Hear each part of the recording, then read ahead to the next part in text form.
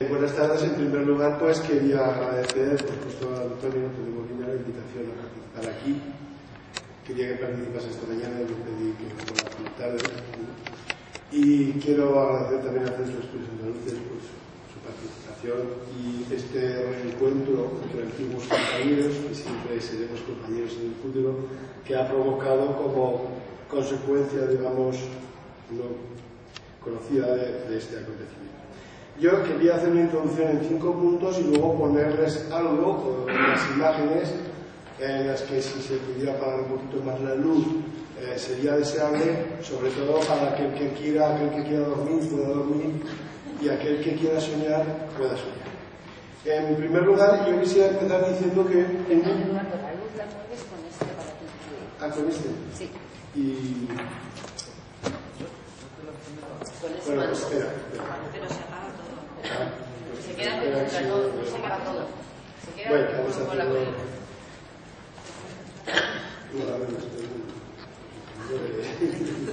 Voy a hacer la introducción primero. Bueno, primero voy a hacer unos balbuceos, nada más, porque no hay tiempo para más.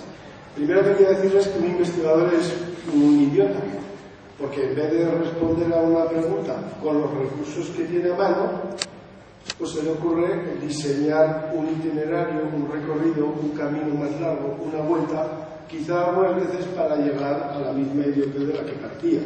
Sin embargo, otras veces en el camino uno encuentra cosas. Quiero decir que yo lo que les voy a contar es parte de un camino, de un diseño. La segunda idea es que creo que estamos ante una nueva época. La podemos llamar postmoderna o la podemos llamar como queramos. Pero la modernidad que hemos conocido, incluso la modernidad de los acuerdos formados posteriormente a la Segunda Guerra Mundial, estos están periclitados. No puede funcionar este mundo con los mismos compromisos con los que hemos funcionado ni con las mismas verdades. Y si quieren que sea un poco más agrio, no puede funcionar Europa, la fortaleza europea, sin tener el mismo poder que Europa tenía antes.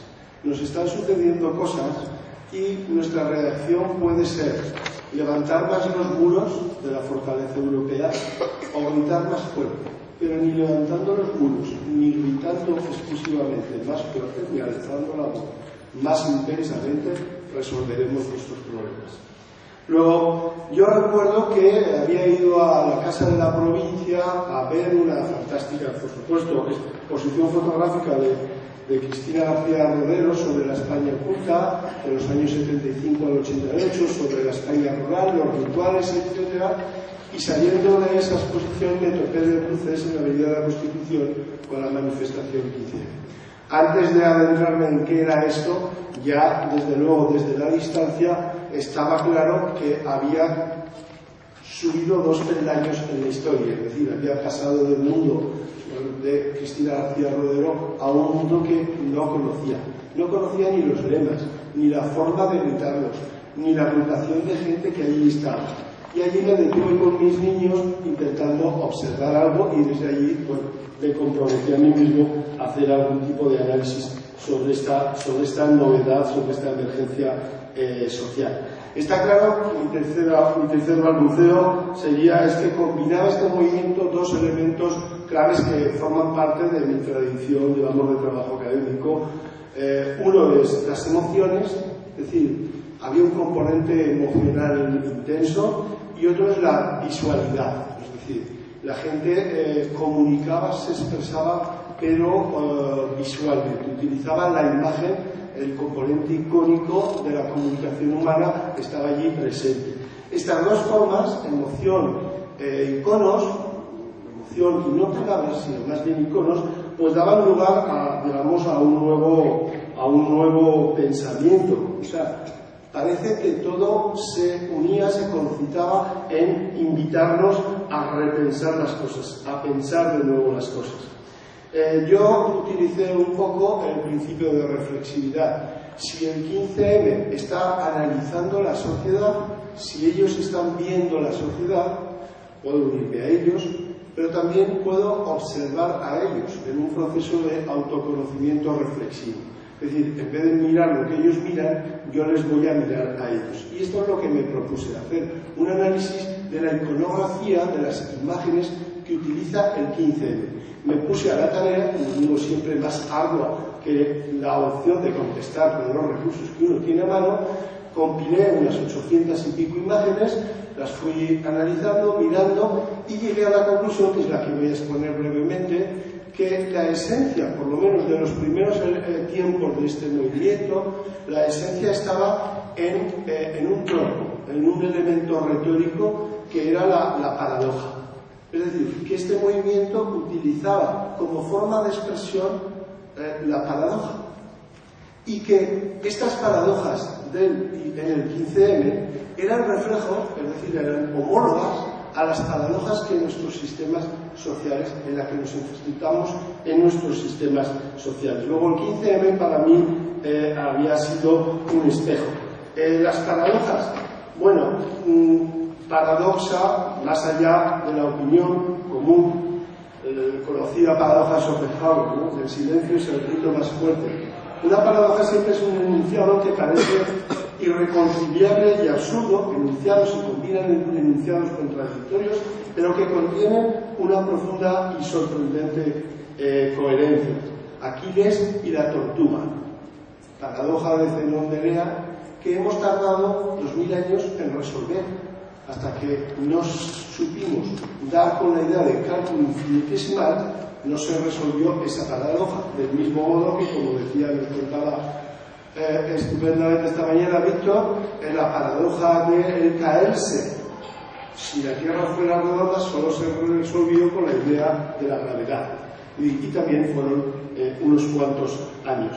Es decir, que en la paradoja nos debemos detener, debemos escucharla, debemos analizarla y pensar que no son paradojas suyas, sino que son paradojas del sistema. Y entonces yo lo único que he hecho es compilar de las 800 imágenes, he extraído unas cuantas paradojas para todos nosotros, para todos los que estamos hoy aquí, y podía hacer un comentario como antiguamente en el cine mudo, pero por tiempo yo creo que el comentario que hagáis cada uno de vosotros en vuestra conciencia. Después de un largo día de reflexión sobre el movimiento, quizá podamos avanzar más rápidamente. Así que voy a ir poniendo las diapositivas sin apenas explicar.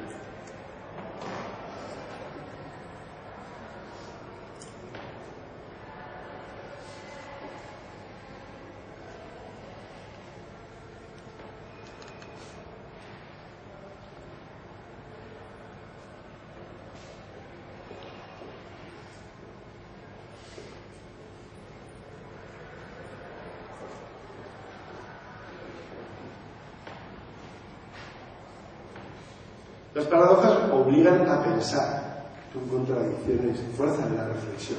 Estamos en un momento de reflexionar. Tenemos que reflexionar. Cuestionar las identidades, se ha hablado esta mañana. Esto no es esto. Esto no es lo que parece, esto es lo otro. Cuidado. Expresan contradicciones. No puede ser lo uno y lo otro. A veces establecen vínculos ocultos. O juegan con la polisemia de los términos, ya veremos algún caso con los bancos. Contienen antinomias, o ponen lo uno a lo otro. O invierten los supuestos del sentido común con el objeto de hacernos también encontrar. La primera paradoja fundamental es, ya he nombrado Schopenhauer, el grito y silencio. Bauman dice que el 15M emocional le falta pensamiento. Yo diría que el 15M es emocional y lo que hace es demandar pensamiento. Le falta, en efecto, que lo demanda reflexión. Y el movimiento 15M es imaginativo, estimula la reflexión. El señor Bauman sale un poquito más gordo porque se está proyectando un panorámico cuando en origen no era panorámico, pero en fin, vamos a ver todas las fotos un poquito más anchas.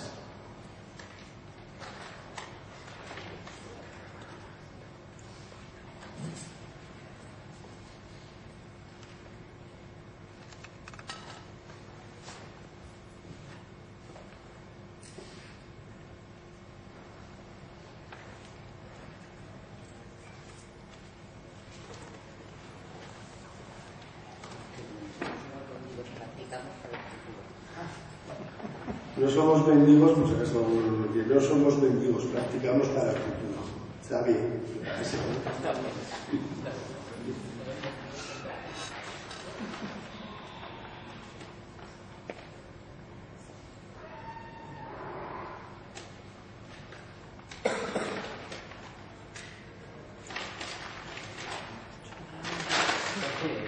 Particularmente este de mamá. Mucho la verdad, un poco de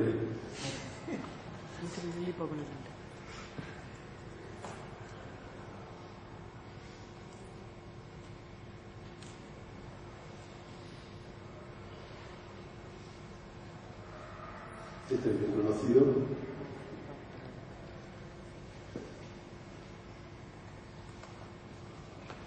Hay diversas versiones.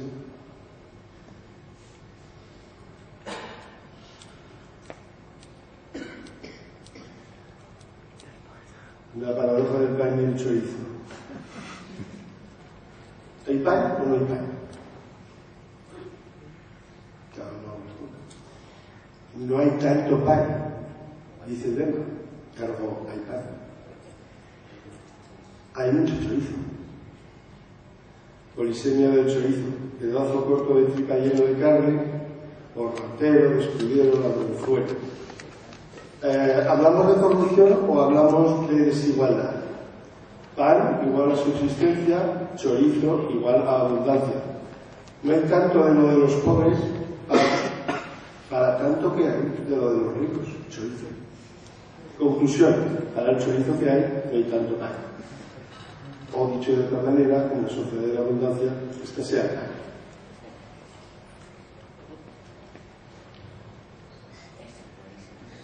La inversión del sentido común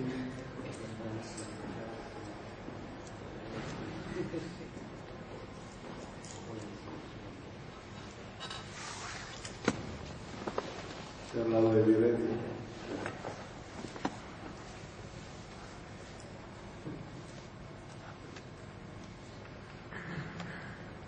Conocidísimo. Sin curro, sin casa, sin pensión, sin miedo. Juventud sin futuro, juventud sin miedo. Sin pensión.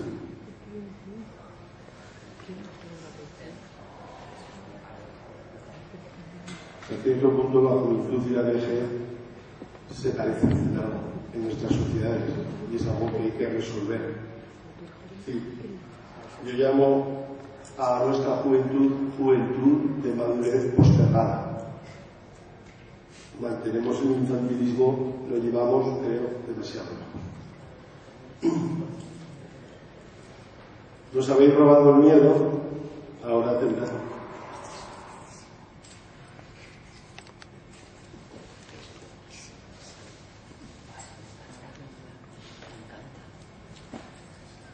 Sin miedo, sin.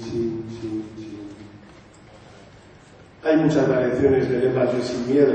Sin curro, sin casa, sin pensión, sin miedo, juventud sin futuro. Si no tenemos miedo, no tienen poder. El poder nos teme porque la revuelta enamora, etc. Si encuentro la referencia, había una viñeta que quería componer en la que un poderoso dice: que les quiten la casa, no tienen. Los subsidios, tampoco tienen. El trabajo, tampoco tienen. Y finalmente reflexiona: entonces tenemos un problema. El silogismo del sin miedo. Antes teníamos miedo, ahora no. Antes teníamos curro, casa, pensión y futuro, ahora no. Miedo a perder lo que teníamos, que ahora no tenemos. Nada que perder, nada que tener.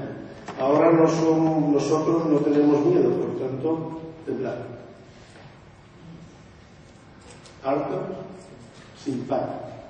Sentencia bastante sencilla y simple, inteligible, sin ningún tipo de problema.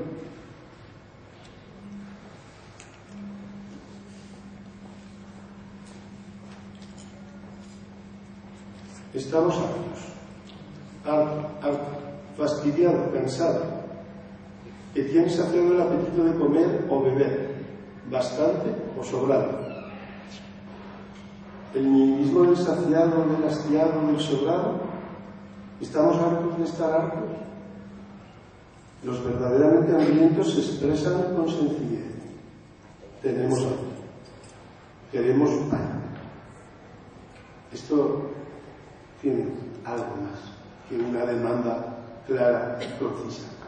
Debajo de la paradoja de estamos hartos, de la polisemia del término, hay algo, hay un flujo, un río que hay que escuchar con un poco más de atención. Veremos a ver de qué estamos hartos, o si estamos hartos o no estamos hartos. Sí. Si no nos dejáis soñar, no os dejaremos dormir. Sentencia también bastante sencilla y muy repetida. Los sueños, el futuro.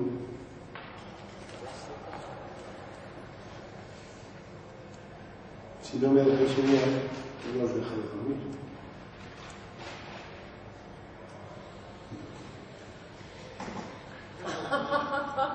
Qué bueno. Me gustas democracia, pero estás como ausente. Creo que es un lema mucho más significativo del no nos representa, que es plano. Y más poético, ya que estamos en unas jornadas. Aquí en Sevilla, pues un poco como que hacemos variaciones. Y entonces, en las setas, dicen, me gustas democracia porque estás como ausente. Y uno se pregunta, ¿se han desviado? No, es que el poema de Pablo Neruda, me gustas cuando callas porque estás como ausente. A mí no sé si me gusta más el primer lema o el de las setas. Es más paradójico, como el propio poema de Neruda, este segundo que el primero. Yo creo que aquí la ausencia de la democracia impide configurar una nueva voluntad social que renueve el sistema. El sistema político obstruye la formación de esta nueva voluntad, que no sabemos cuál es, puesto que se está configurando en un nuevo crisol. La presencia reivindicativa de la democracia es síntoma de su ausencia funcional.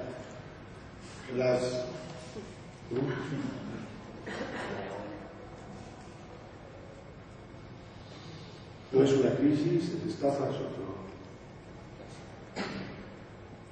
Y en el fondo de este joven vehemente, pues tu botín y crisis. Botín ha jugado un papel impresionante. La polisemia de botín.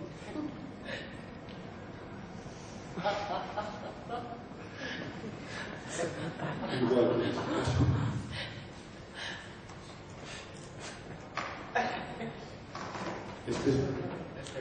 Este es mejor. Chubando y cada día de más.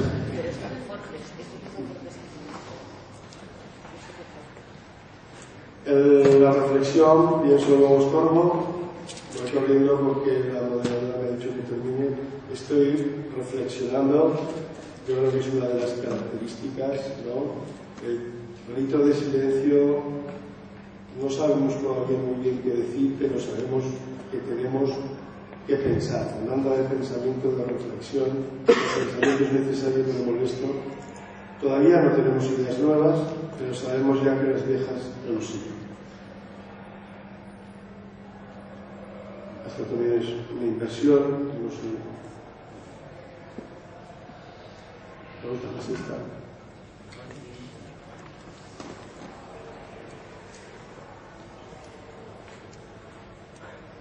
Y luego, bueno, terminamos con tres. Nos estamos vigilando. Este movimiento es un movimiento de conciencia, de vigilancia, de percepción de la realidad por unos modos distintos. De ahí que las plazas, bueno, sean lugares, pero el lugar propio del 15M es la conciencia.